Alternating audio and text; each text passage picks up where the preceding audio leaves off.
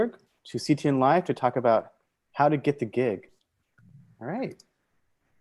Thank you so much, Matt. We're very, very happy to be here. We believe a lot in CTN and the way that it helps facilitate our giving back to the community. This talk is essentially, it's going to be very interactive. So please, Matt's going to be helping us out with fielding your questions. We would really, really love your participation. Essentially, we're very low tech. We come to you with no PowerPoint. We are here to essentially just demystify the application process, how to get the job. We understand that so many of you have either not had the opportunity to go to a formal art school, or those of you who have maybe learned how to be really great artists, but didn't actually get a really solid education in how to apply, how to send emails that get responses, how to network successfully, how to compose yourself in an interview, and how to keep your calm in an interview, right? All of these things are things that Christina and I, as people who have been on both sides of the interview table, right? We've been candidates and we've been recruiters, and we know the mistakes that we made ourselves in our careers. And we've learned, well, I won't speak for Christina, but I certainly learned a lot of things the hard way, having made one mistake after another. And so what we would really love this to be today is not us talking at you for 45 minutes and then saving 15 minutes at the end for Q&A. We want this to be Q&A throughout. So please submit your questions to the Q&A feature. Matt's going to read them to us, and we're going to address them. Perhaps if there are a bunch of questions that resemble one another, Matt, maybe we can sort of group them into sort of general categories if there are repetitions. But what we're going to do is start with, I'll introduce myself formally. I'll let Christina introduce herself first, actually. And then each of us will talk a little bit about our career paths and how we got to where we are. We're just going to spend like about 10, 15 minutes doing that. And then we really want to launch right into your questions. So as we're introducing ourselves, and the reason we're going to talk about our careers is because we want to sort of impress upon you that there could be non-traditional ways of getting to where you want to go, right? My path has been super circuitous. I know Christina can talk about her journey as well. So that's why we're sort of going to talk to you about that up front. And then while we're talking to you about that, start ruminating on what's really been a sticking point for you. Like, man, I just feel like I'm sending stuff into this black hole when I submit applications. How do I actually get a response? How do I send an email effectively so that a recruiter gets back to me? How do I network? How do I know what my portfolio is supposed to look like? How do I stay calm in an interview and not let my nerves get the better of me? So if there are any questions like that, and that's just a few categories, there can be a million other ones. And that's why we leave it open-ended and make it interactive, because we don't want to assume that we don't want to assume that we know what you're interested in, right? We want you to guide this discussion with what you're interested in. So, and also we'd really love to know where you're all from. So while we're introducing ourselves, go ahead and in the chat, just let us know where we're hearing from people from all around the world, because we're really, really curious. And with that sort of little preamble, Christina, I would love for you to introduce yourself to the group and talk a little bit about sort of your journey so far. Sure, yeah, absolutely. Hi, everyone from all of these awesome places that I'm seeing come in. I, to Ariel's point, did not kind of know where my path exactly was going to lead. I knew for a while that I wanted to be in the entertainment industry, but for some time that was with an editing focus and wanting to work in post-production. And then that became production management and producing for live action. And I ended up doing internships and working in development with live action content. And so it was kind of, definitely a case of exploration and figuring out exactly where I thought my talents best fit, but also, really, really enjoyed in the day-to-day. And I ended up being incredibly fortunate to intern at Skydance a couple of years ago. And during that time, again, kind of explore the dev world and what that's all about. And it was after that I actually got a full-time opportunity to work as an assistant in the executive offices. And for somebody like me who was in this sort of exploring phase of my career, that was an incredible opportunity because I really got to see a little bit more holistically how a production company functions, how, you know, television shows and movies are really created from start to finish. And where I might be able to fit into that process, you know, see the business side of things. Skydance was and continues to be a growing company. So, you know, we ended up building a pillar of interactive and VR and the animation. And so I was kind of growing up along with the company. And during that time, I ended up actually then taking over the internship program, which allowed me to then have the experience as the facilitator of working with students, people looking to break into the industry themselves, and doing this kind of professional development type work. And it was there that I really got to explore the talent acquisition side of things. And so about a year and a half ago, I got an opportunity to work as a recruiter alongside Ariel and our wonderful team at Skydance Animation and focus in on this area of the industry, which, as I think a lot of people know, it's an absolutely wonderful part of entertainment. So that's been my journey so far. So definitely a fan of exploring and kind of seeing, you know, where your path leads. Oh, Ariel, you're on mute. Thank you. Yeah. Thank you so much, Christina. That was amazing. And then for me, so my name is Ariel Goldberg, and I'm the director of talent acquisition for Skydance Animation. And my path has been kind of an interesting one as well. I started in this industry as an animation artist. I went to graduate school for animation. Was working as a character designer, story artist, animated some independent shorts. And then sort of settled on character design as my real strength. Was working as a freelance artist for a long time. I had never gotten an internship. I already see that our first question in from Rebecca was, are internships necessary? They certainly help. And Christina will talk at length about our internships and why internships are so beneficial. But just know there's hope if you haven't gotten one. I didn't get one because of foolish mistakes on my end. I kind of long story short, I sort of didn't try hard enough and explore enough opportunities. So I probably was set back a little bit not having had an internship relative to those people who had. However, I'm still here. I'm still working. So clearly you can still make it without them, but they definitely help. That being said, not having had one, I was freelancing a lot and kind of struggling to build my network. Eventually, though, after enough freelance gigs and sort of one thing leading to the other, and it was very, very slow. It's sort of like a snowball, right? When it's at the top of the mountain, it's just a little snowflake, and for a long time, it remains very, very slow until it reaches almost midpoint, and then it really starts becoming big. So that's sort of what it feels like up front for a lot of people, certainly for me. But eventually, I did break into a video game studio where I was working as a concept artist, studio called Zynga.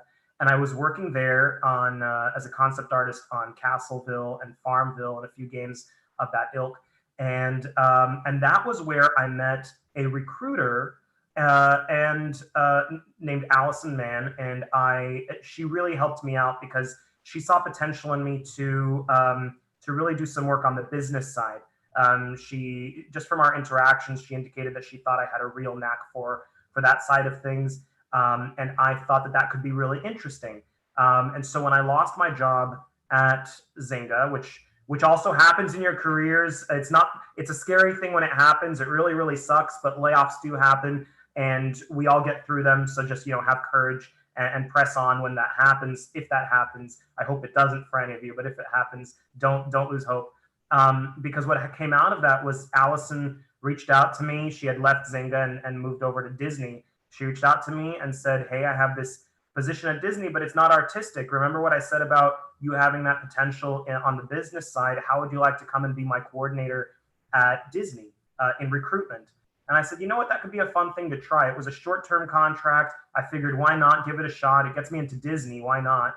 And I came there and I really didn't get the job initially. Didn't understand it initially. And I was really, really struggling. But I stuck with it for about a year and a half. And by the time I was about 6 months into that job, I really understood it. I was getting really good at it. And it became really, really fascinating to me. After that, that same Allison, sometimes it's good to have that angel on your shoulder. That same Allison had left Disney and moved over to Paramount Animation, and which is a subsidiary of Viacom, which also owns Nickelodeon. And that's how Allison found out that Nickelodeon was looking for a full-time recruiter, and she put my name forward for it, and I got that opportunity and interviewed, got the job, and I was at Nickelodeon for 5 years approximately before coming over to Skydance last year. So as you see, a person's career path can be totally circuitous. You don't really know what's out there for you 10 years ahead. 10 years ago, I never, ever would have thought that I'd be a recruiter in this industry. I was, a dedicated artist. I never thought this would be a career that I was in love with. I had a goal, and I think it's important to have goals, but I think it's also important to not be so rigid in the way that you pursue your goals, that when opportunities come out of left field, that you just let them pass by, because those opportunities can be really, really interesting. You can't be aimless. You can't have no goals, right? Because then you're sort of wandering aimlessly and you don't have any direction in your career, but you can't be so tied to your goals that you can't bend with the times if the occasion calls for it. So that's sort of that's been me and Christina. And now with Matt's help, and we thank Matt so much for managing this for us, we would love to start getting to your questions. Yeah, I just want to let everyone know that we already have over 70 questions. So I'm going to try my best to couple a bunch of them and get through as many as we can. So Thank you, Matt. I'm just going to jump into this first one here, which is obviously getting the gig is very important. But before you do that, you have to find the gig. This person wants to know, what are good places to look for job openings, for job postings, for internships? Where can they find that? What's a good resource for them? Yeah, Christina, do you want to field this one? Sure. Yeah.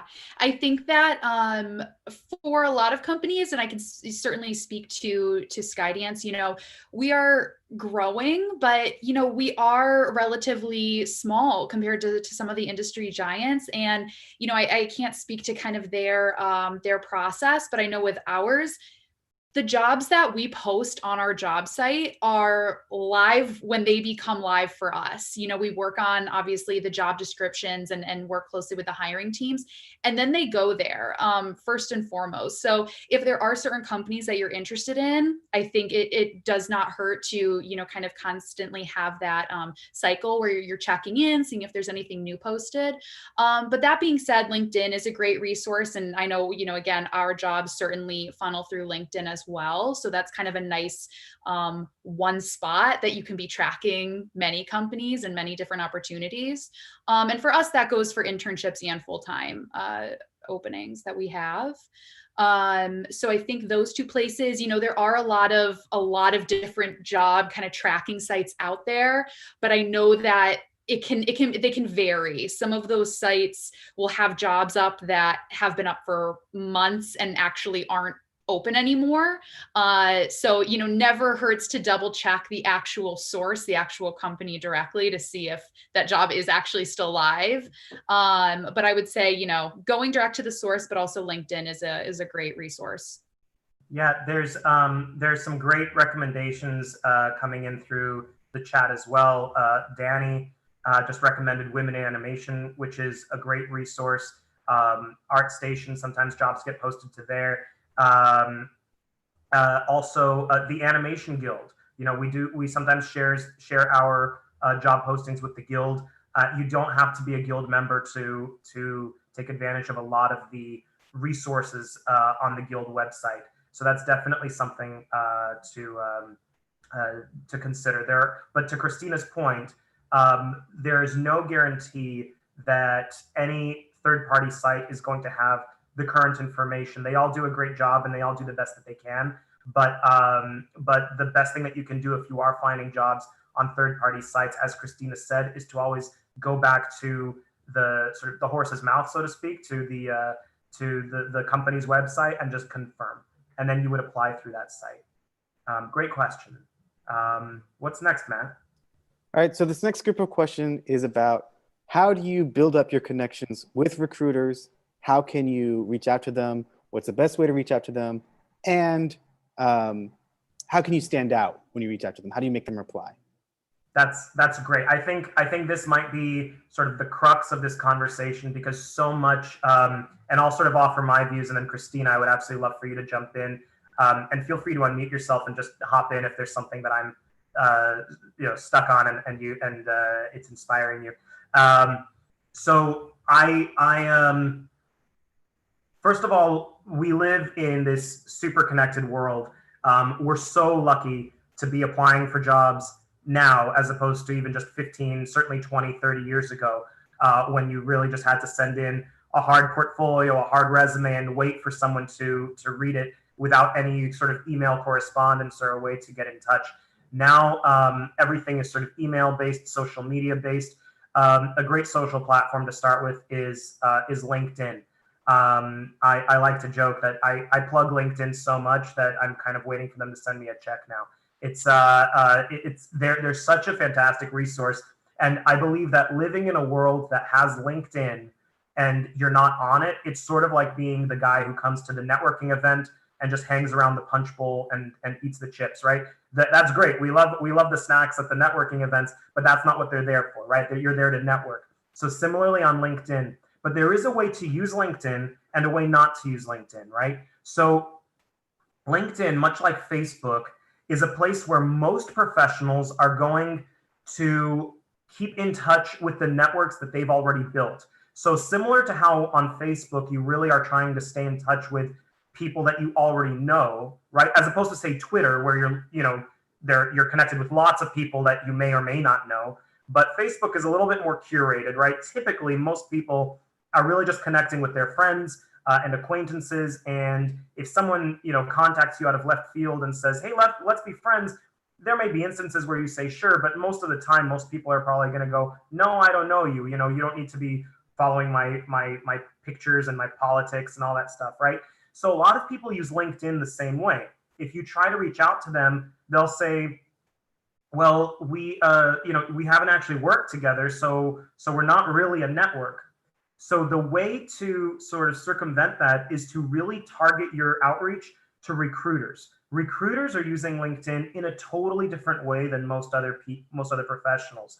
We are not hiding from you. A big part of our job is to make contact with new talent that we haven't met before. And if you're making contact with us first, it's like you're doing part of our job for us. We welcome it. We may not always have the best response time, right? We're busy people, but we love it when you reach out to us. We really, really do. So LinkedIn is a great place to really target recruiters. It's got a very smart search engine. If you type in recruiter Skydance animation, you'll happen upon me, you'll happen upon Christina, you'll happen upon our boss. You'll probably also happen upon our colleagues that aren't on the animation side, but that also work at Skydance. It's a very smart search engine, so definitely use it. Sometimes recruiters come under a different title, which is talent acquisition. So try using that one, or talent development. So I would say target recruiters. Now, send a request to connect on LinkedIn.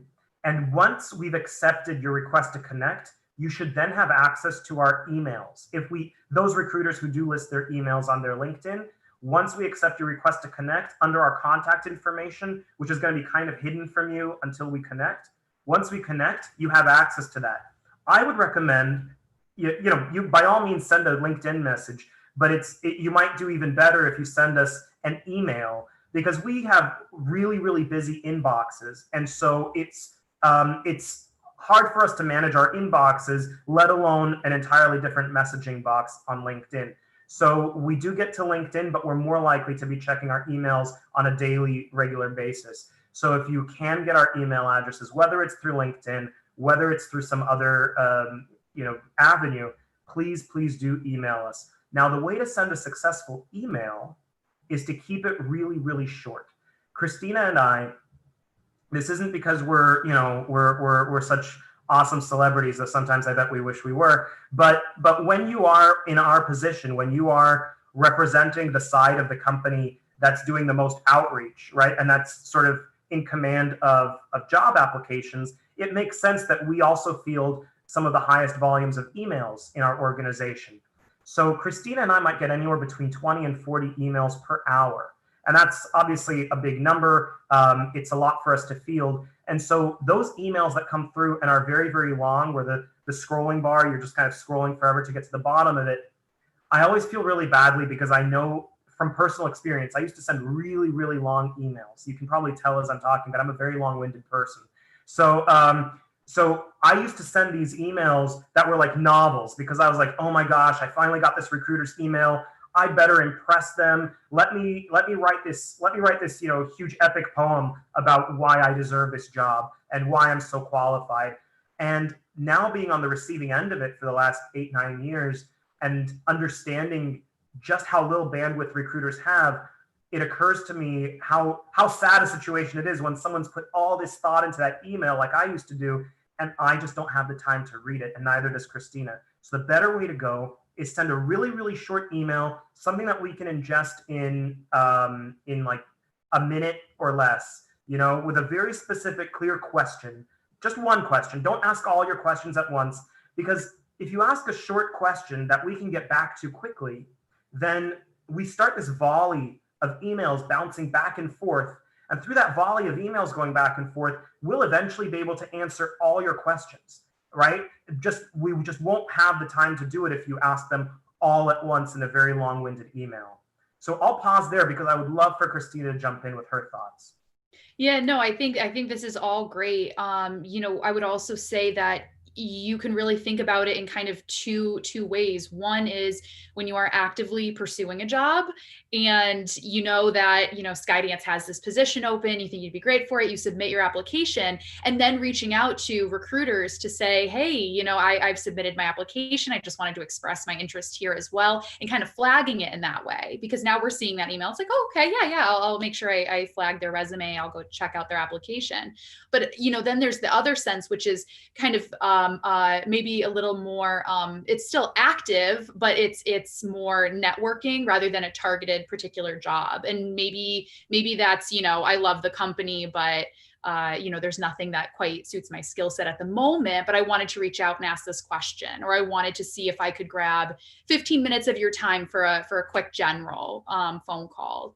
And so I think, there's different ways to kind of go about it, but all very important when building your network, when applying to jobs, and also after you get a job, continuing to do these things to broaden your network, your education. And I was talking to somebody the other day who made the comment, you don't want to have to build a network once you need it. You want to build the network ahead of time before you actually need it. So I think that's important too to keep in mind, is even if you're working a job, it never hurts to kind of be out there and be learning from people, making awesome relationships in the industry, because you never know where it'll lead. That's exactly right.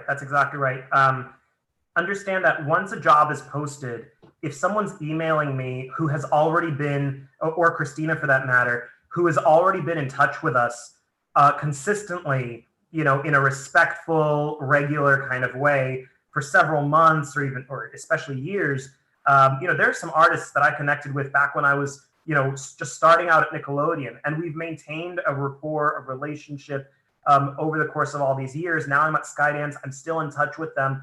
And these are people who, when they reach out, I don't even think of it as like, oh, this is an artist, who needs a job. I'm thinking like this, oh, this is kind of like, this is my buddy, this is somebody that like I've gotten to know, maybe we never even met face to face. Maybe we've just been emailing, but I'm like, you know what? This person has been really professional, really respectful of my time, has asked smart questions, has checked in sometimes even when they didn't need anything. It's nice, we're not shocked when people email us because they have a request for themselves. That's what we're here for at the end of the day. By all means, email us, and saying, to tell us that you're looking for work. But sometimes when somebody's emailing you and says, hey, no ask today, just wanted to check in and let you know that I just graduated, I had an internship with you and now I've graduated. And I just wanted to let you know.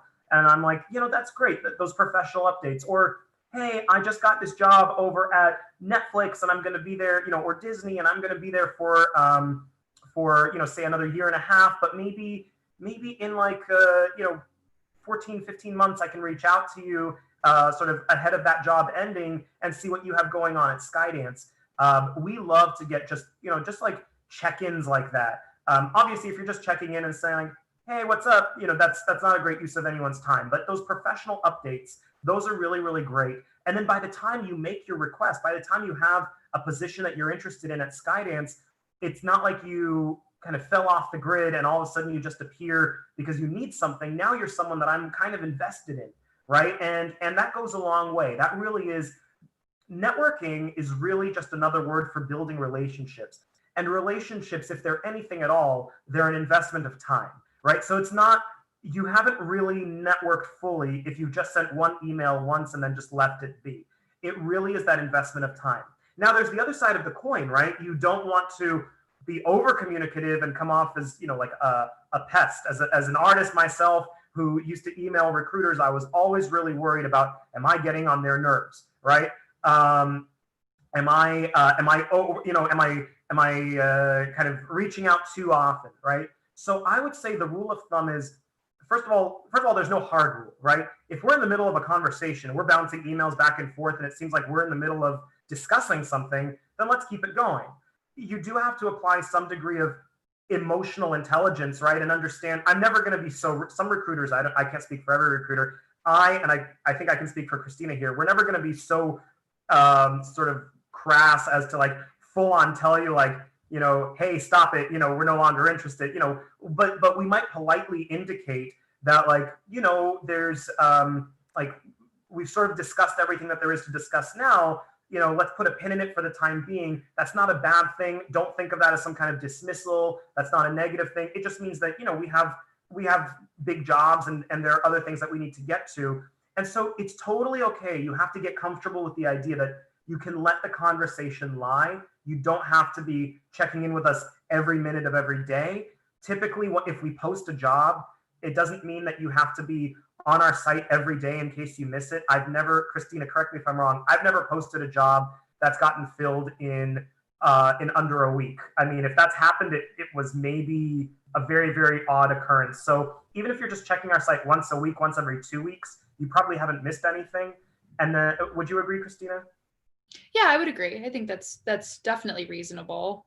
Yeah, and then I would say, and then if you're checking in with us, if you don't have anything more to say, let the conversation lie, and then maybe check in with us in another 2-3 months, right? That's frequent enough that we're not forgetting about you, but it's rare enough that it's not in our face all the time. And to make sure that we haven't forgotten who you are, what our last conversation was about, you can always, and I highly recommend that you do this, when you follow up with us, even if there's been some time, dig up our last email and continue in that same email thread.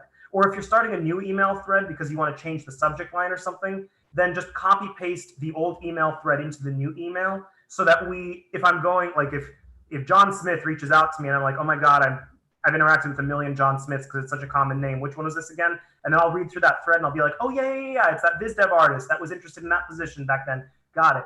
So it helps give me that context. Yeah, that's super helpful. Yeah, it's really, really helpful.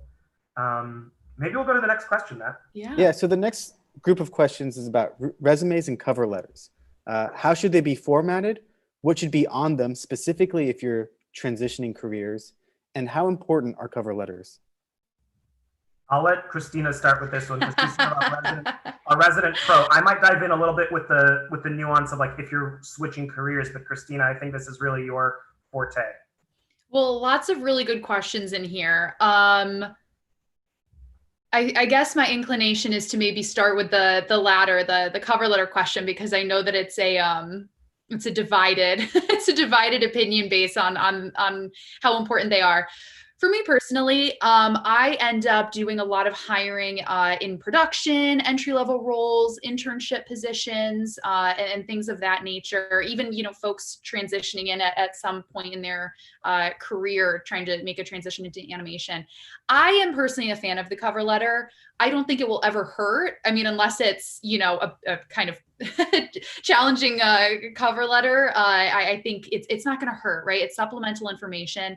I personally really like it for the context that it's providing, and getting kind of a glimpse into who this person is. And especially if you are breaking into the industry, whether that's as kind of an entry-level person or again, changing careers, you're probably going to be able to fill in some blanks that your resume may not be able to fully share and explain.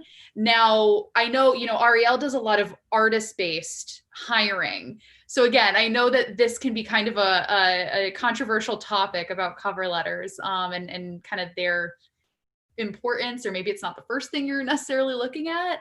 But in my capacity and with the experiences I've had, I tend to like them and get kind of a glimpse into that person's personality, and just kind of see what they think about the role, which then leads me to the resume question, which is what to include. And to that, I would say, something Ariel and I have talked about quite a bit is this idea that the job description is really your notes.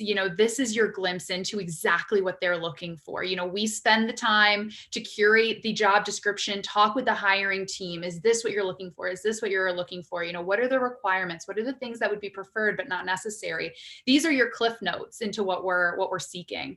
So I think, when it comes to building your resume and your cover letter, not saying you have to re-engineer every single time you're applying to a new position, but really take that information that you're getting to heart, because you might find that the way that you tailor your application materials is going to vary slightly. If you're applying to an artist position, but you're also applying to be, a PA or a production coordinator, two very different jobs with very different skill sets. And again, your experience is your experience. There's going to be a lot of things that are going to be the same on both sets of applications. But I think really taking an active look at what is this company? Why do I want to work here? What are the things that they seem to value? And what is this job, requirements and needs that they're seeking out? And how can I, what are the things I want to highlight in my own experience that's going to make the recruiter look at my resume and say, oh yeah, this person's a shoo, and I will definitely give them an interview. It is no question in my mind why they applied to this job.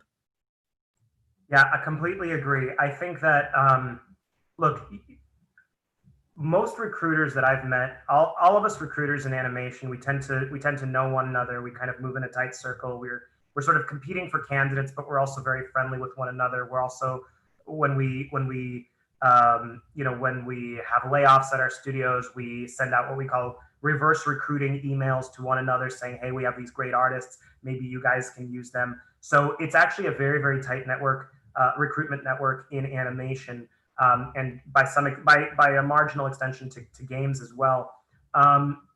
So we are talking all the time, and I can tell you that the recruiters that I know in our industry are very capable, very competent people, but I can't speak for the whole world. And so even though those of us that I'm sort of speaking for here, perhaps without a right to, but it's all complimentary. They're all very, very talented and gifted recruiters. But I would recommend that you do sort of play to that when you're writing your resume and when you're writing your cover letter, that you do play to that recruiter who maybe isn't so great at the job, right? There are some times when you have recruiters who, just like you have really phenomenal teachers, and then you have those who teach because they couldn't do anything else. And you know the difference between those, right? You know when it's that really great teacher that was born to do it and when it's the one that's just like over it. It's the same with recruiters. There are some really, really phenomenal recruiters that were born to do it. And then there are some people that are recruiting because that's sort of, what life dealt them and they sort of fell into it. And sometimes those folks are really just comparing the job description to your resume. And so what Christina said is totally spot on, that use that job description as your Cliff's Notes. Play to that lowest common denominator recruiter who maybe isn't really thinking outside the box and who isn't being very creative, but is still, for better or worse, that stopgap between you and getting the job, or between you and getting the interview, right? And so make sure that your resume is, within the bounds of honesty, right? We're certainly not encouraging you to lie, obviously. That's, first of all, dishonest, and second of all, illegal. Well, I guess it's not illegal, but I mean, we wouldn't hire you if we were to find out that you had lied. But within an element of spin, right? Everyone can apply some spin. If you find I'm wording this job that I did this way on my resume, but the job description is sort of focused more on these elements, and I didn't really think about them, but yeah, I know that too. I can emphasize that a little bit more. I haven't emphasized that enough on my resume. It seems like the job description is asking me to, so I'll emphasize these skills a little bit more. So I would just echoing what Christina said, really use that job description as Cliff's Notes. Now, when I'm reviewing artists, first and foremost for me is the portfolio. If I'm looking for lead artists to lead teams, such as art directors, production designers, then I'm looking at the resume very heavily. I'm probably looking at the cover letter as well to make sure that they have good communication skills, because if they're going to be leading teams, that's going to be very important. But when I'm hiring rank and file artists, production artists onto my shows, I'm not necessarily, just because there's so many to get through, I'm not necessarily reading the cover letters as much as when Christina is looking through internship applications, or when we're looking for production assistant applications, or positions that really require, like if I'm hiring writers, you better believe I'm looking for through cover letters, right? Because I want to know how they write. But for artists, I would say 9 times out of 10, I'm probably not reading those cover letters. So to Christina's point, it's good to have them. Doesn't cost you anything except a little bit of extra time. Definitely customize them for the job at hand. And the big thing that I will say is, and this applies to cover letters, but also to interviews. And I'm hoping we'll get a couple of questions about interviews as well. Too often the angle that people take is they emphasize sort of how hard they've worked and how deserving they are of the position, right? And look, all of that's really great. We want to give the opportunity to people who are hardworking and who are deserving. But I'll give you a little life hack, a little tip right now that will, I think, really increase your chances of success. So the mistake that I'm seeing, it's not a mistake, it's just not, it's not the full picture that you should be presenting. Right now, a lot of people are saying, here are the experiences that I've had. I work really hard. I would love this opportunity. I really hope to earn it. And that's great. It comes off as earnest. It comes off as sincere. It comes off as someone who really wants the job. But to really take that cover letter or the interview to the next level is to consider not what you want, but what the hiring manager wants. So try to sort of reframe your mind. And by the way, this doesn't just apply to jobs. This can apply to anything in your life. You are more likely to get what you want or what you need when you can convince the person in whose power it is to give it to you that it benefits their bottom line to give you what you want. And what I mean by that is your hiring manager. So say you're applying to be a character designer in production, and your boss is gonna be the art director, right? So if you go in there and say, look, I've worked really hard, I've really been trying, I really would love this job, they're going like, that's really sweet, and I would really love to give this opportunity to this person, but I'm just not sure if they're the best for the job. Now, if instead of that, you go in there and you're thinking, you're not gonna say it this obviously, because that would be a little crude, but if you're thinking to yourself, okay, this art director also has a boss. This art director reports to the producer and to the director of the movie. And this art director is under pressure to make his or her department look really strong and to produce really good work. So what I need to do is not talk about everything that I want for myself. I need to go in there and convince this art director that if they hire me, they're going to look really good to their boss. By hiring me, they're going to be a success. And if you can do that, then you're really going to up your chances of getting that job. Because I know when I'm looking to hire somebody, that's exactly what I want. I want to make a hire that impresses my boss, right? That makes me look good to my boss. That makes my boss look good to her boss. So if you can keep that mentality, right? Again, you don't want to say it that blatantly or that boldly. That can come off a little arrogant. But that's sort of the attitude with which you have to come in. Like, I have something to offer that's really gonna make your team succeed. And if you can come in with that confidence, they're gonna be thinking, ooh, if I hire this person, I'm gonna look good to my boss. And that's gonna get you the job. I feel like there was one other thing I wanted to say on the topic of resumes and applications and cover letters. Was it about transitioning from another? Yes, thank you, Matt. So when you're transitioning from one career to another, that's where a cover letter is going to be really, really key because, and look, and I've done this, right? So I know what I'm talking about. You really are going to want to explain in your cover letter why you are, because your resume is going to be like, I was a civil engineer, and now I want to be an animation artist, right? Two completely different things. So your cover letter is really going to have to supplement that and really going to have to explain why you're making this transition. Or I've been doing, maybe it's not that severe, I've been a civil engineer and I'm going to be a production artist. Maybe it's, I was a character designer and now I want to be a story artist, right? So you just want that cover letter to really explain. You want your portfolio, before you start making that career shift, you probably want to work on your portfolio for half a year to a year and really get it to a spot where it's really indicating the new thing that you want to be doing, right? You've been a character designer, but you want to go into story.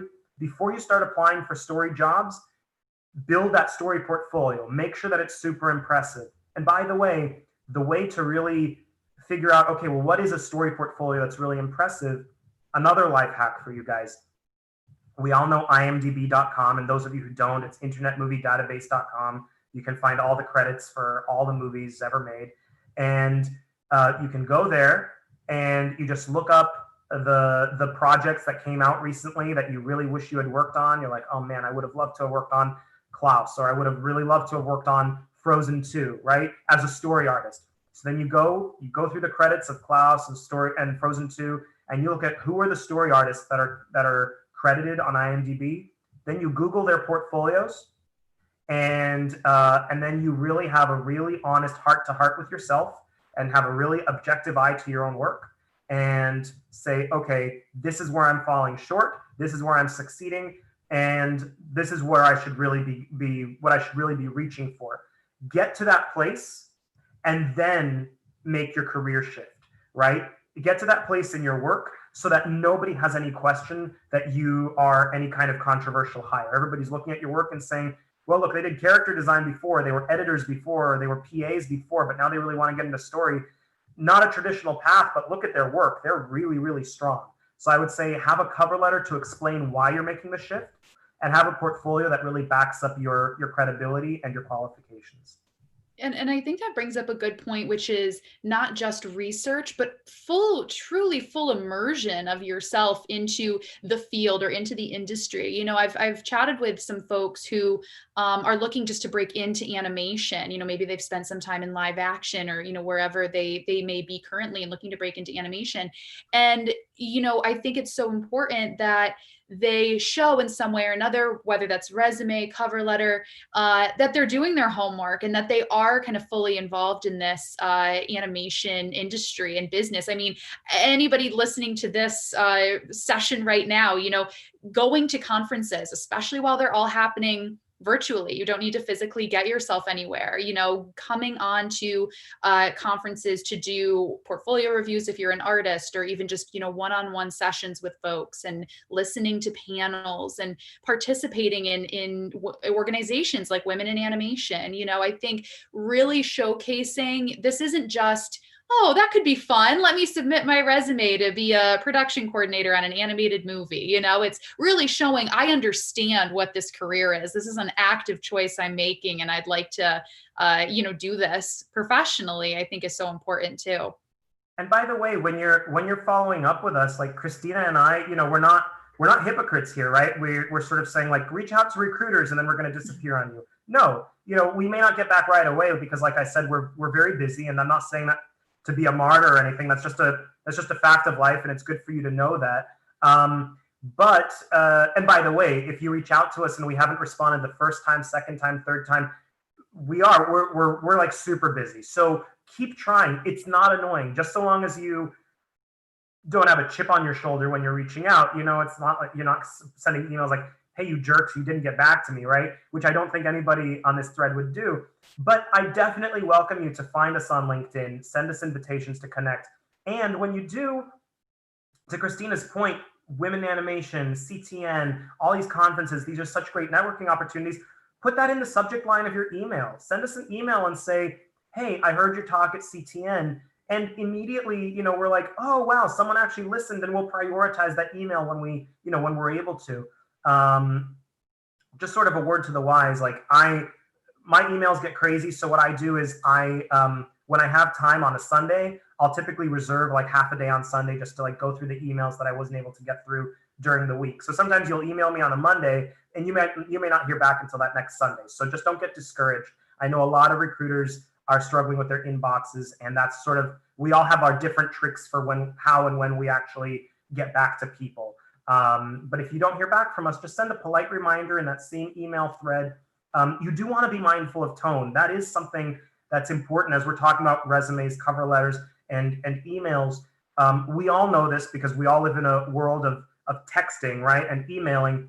We all know that sometimes we sent that text, we sent that email, and the tone that the person interpreted was totally off from the tone that we intended, right? They're like, why are you being so mean to me? And you're like, whoa, whoa, whoa, I didn't mean to be mean at all. And then you read your text again and you're like, oh man, I didn't realize it sounded that way.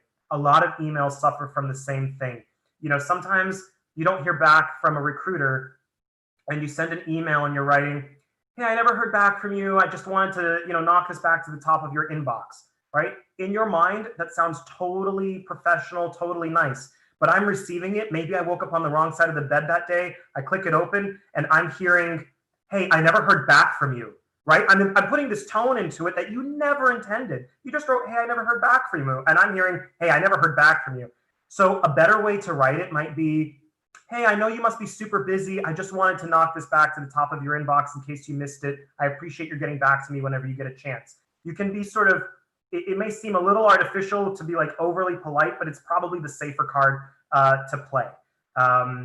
So I think I'll pause there. These are all such fantastic questions. Matt, what's next? I think we have about 15 minutes left, and I'd love to get through a couple more.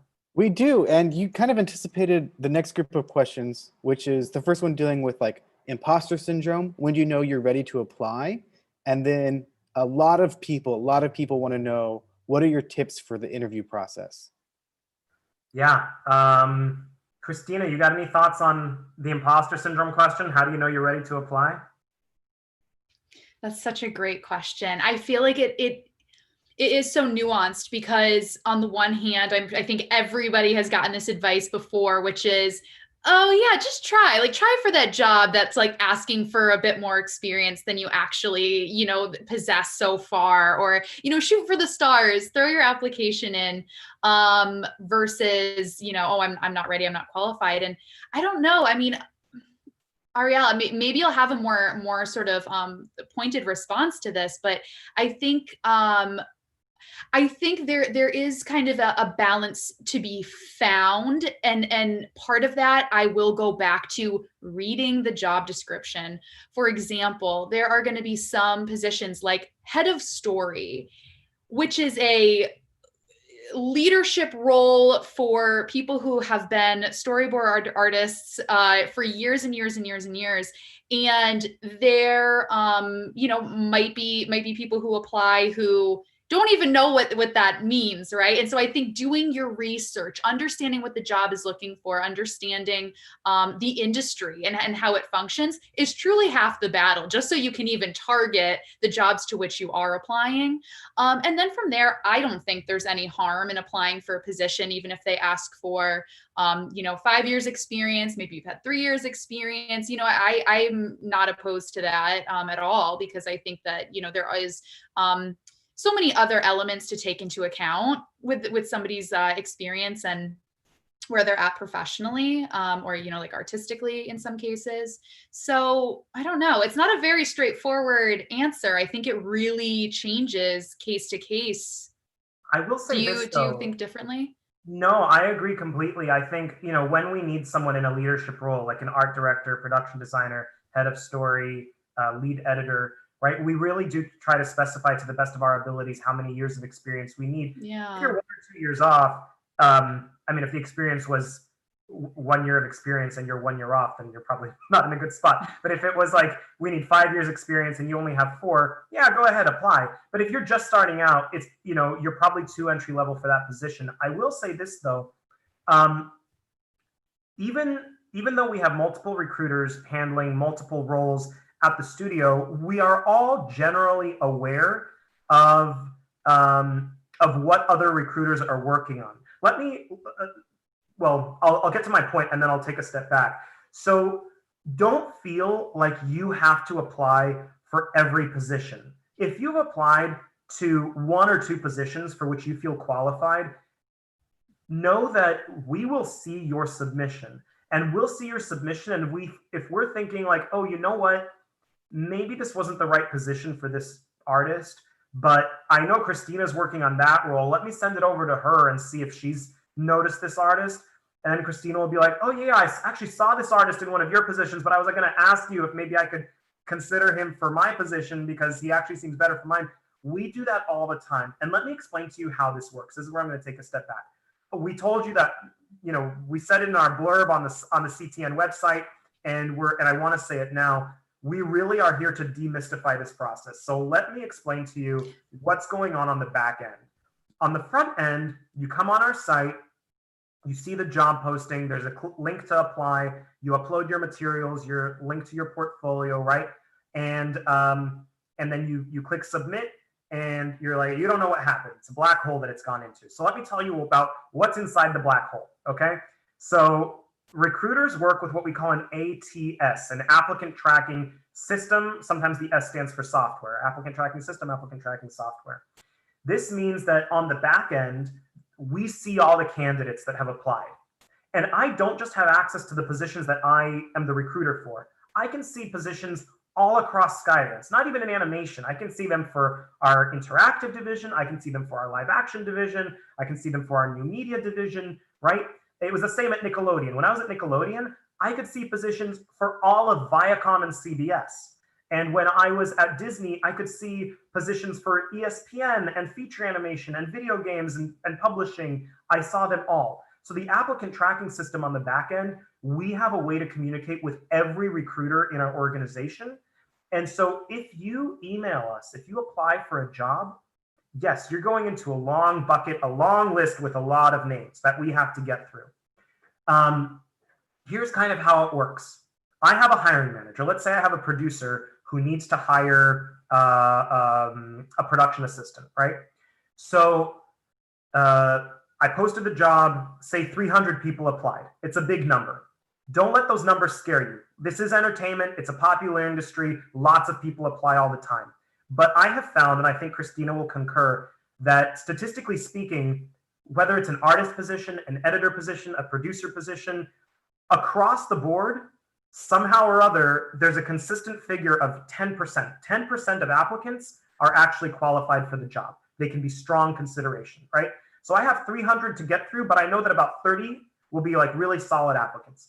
Now, my job is to make sure that my producer isn't looking through 300 resumes, right? Even 30 resumes is too much for my producer. So what I'm going to do is I'm going to start looking through resumes. And when I find somewhere between 5 and 10 that I think are strong, I'm going to send those over to the producer.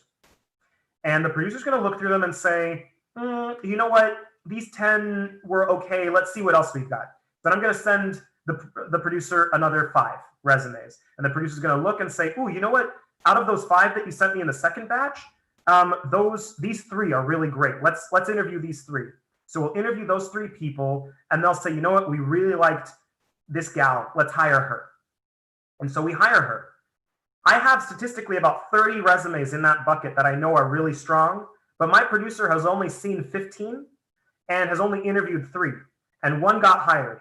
It is not my responsibility. Here's sort of a cold, hard truth, and it's a bitter pill to swallow, but it's good for you to, it's better that you know this than not know this, right? It's all about demystifying it.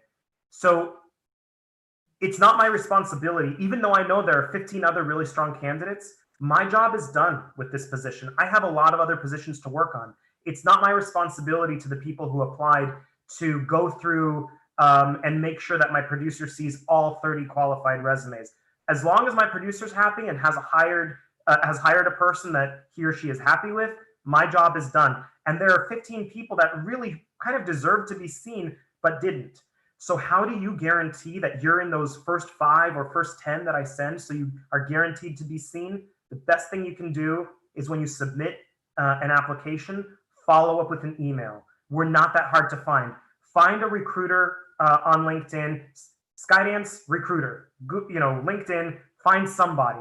You maybe found Christina and you don't know if this position is mine or if it's Christina's, but you found Christina and you sent her a LinkedIn message or you sent her an email and you say, hey, I just applied to this position and I don't know if it's yours, but if it isn't, could you please forward it on to the recruiter who's in charge of it? Because I would really love to stand out.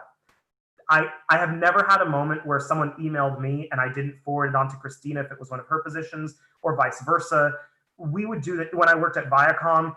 All across Viacom, there were recruiters I didn't even know who worked in New York, who worked in in Europe, that we were emailing back and forth. Oh, I think this is one of your candidates. Oh, I think this is one of your candidates. When people email to say I applied, here's my attached resume, here's a link to my portfolio, let me know if there's anything else that I can provide. It's the best way to follow up on an application. It doesn't guarantee that you'll get the job because maybe you don't have the qualifications that we need, but if nothing else, you will be seen. You have a guarantee that your resume will be viewed. And I also want to tell you that you will be the very few who actually do that.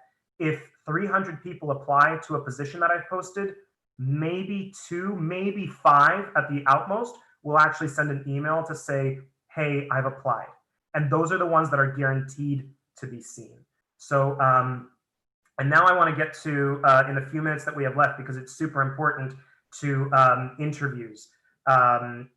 So Christina, maybe you can start us off. Any tips on how to really ace an interview, how to really keep your nerve down and really be calm? Yeah. Well, I think, first things first, I'm going to say it again, research. I think that is really baseline. It's you submitted your resume and your application got you the interview, and doing your research is number one priority. Going in with some well thought out questions is important, not only to show that you have done your research and you're not going to ask, just kind of basic things or things that might just end up getting answered in the interview anyway, but it's also for your benefit too. You want to understand the company that you're coming to work for and what the position is and its full kind of scope and scale.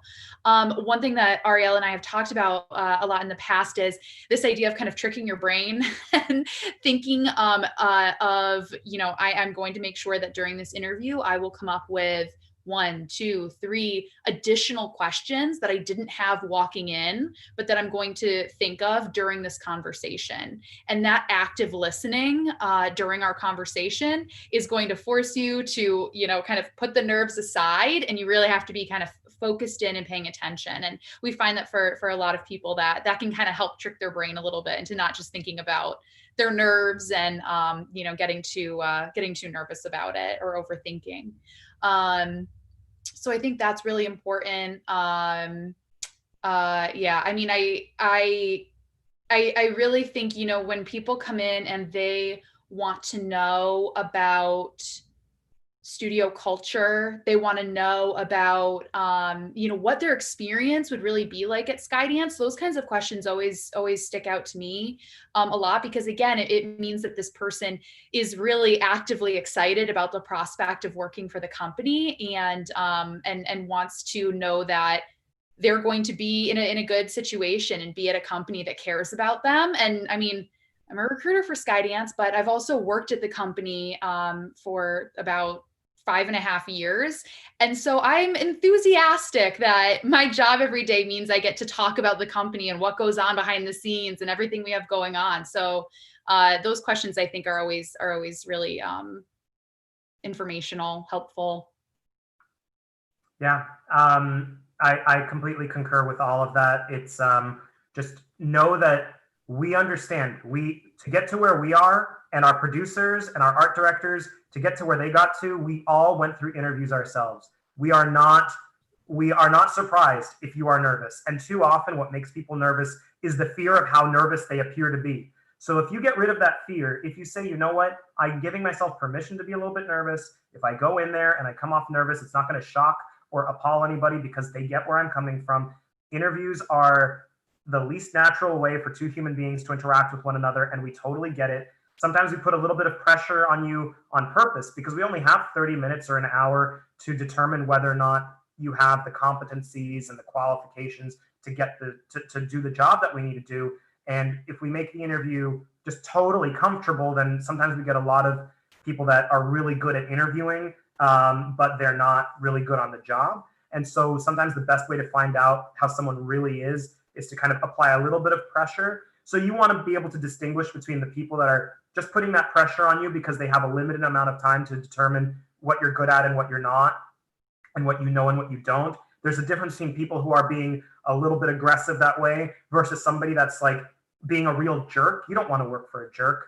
And so learn how to make that distinction. And it's like anything else, practice makes perfect. The more you interview, you're going to get used to the types of questions that are asked. You're going to I used to, when I was working as an artist, even if I was steadily working, I would go on an interview 2-3 times a year, even if I didn't need it, even if I wasn't planning on leaving, which is kind of, I guess a waste of some people's time. But it was an opportunity for me to learn how to interview and make sure that if I lose a job, that my next interview isn't the first one I've had in 10 years, and because that would be really nerve-wracking. So I know that our time is up, but you guys, such great questions.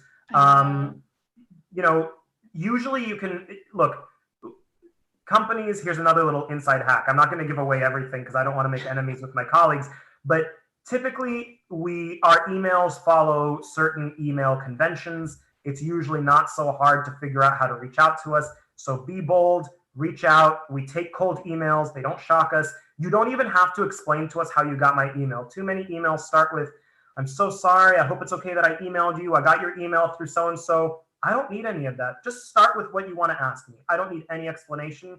Just email me and email Christina. And Christina, I'll let you have the last word here. But I think the next presenter is coming on, so I want to be respectful of their time. I know it goes so quickly, but there's so many great questions, and everybody's also been so nice. We've been seeing like the chats come in, and I'm glad that some folks have found it informative. Because at the end of the day, that's our goal. We want to make sure that we're giving you guys the information you need. So hopefully, even if your exact question wasn't addressed, hopefully some of this information will kind of help, generally speaking, just be informative and address some of the things you may have been wondering. But really, really awesome questions, and thank you guys for coming and spending your time with us. And thank you, Matt, for navigating the questions for us. Thanks, That's Matt. such a huge help. Thank you. Yeah, thank you guys so much for coming. This was such a fantastic segment. There's so many questions I didn't get to answer. I mean, you guys saw there was hundreds of questions there, but thank you again so much. Obviously, everyone can try to connect with you on LinkedIn. Yeah, I apologize for for the sure. horn going off behind me. I don't know where that's coming from. No worries at all. I wish we could just sit here and answer all of them, because it really, again, this is why we do this. We like to geek out about this sort of stuff. So looking forward to connecting on LinkedIn. Thank you, everyone. Thanks, everyone. Thanks, Matt. Bye. Bye.